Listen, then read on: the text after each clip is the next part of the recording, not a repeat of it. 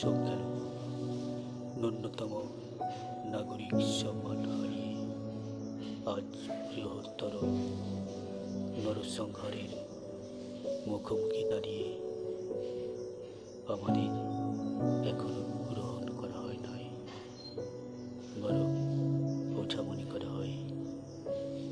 বাস্তববিহীন কল্পিত ভয়ভীতি রাত্রি দিন ছড়ানো হয়।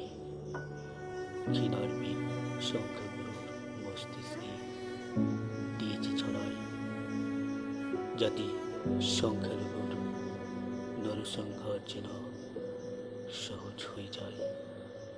প্রতিদিন কোথাও না কোথাও হচ্ছে সংখ্যালঘু হত্যার শিকার। সরকার উপভোগ করছে, দায়িত্ব নির্বিকার।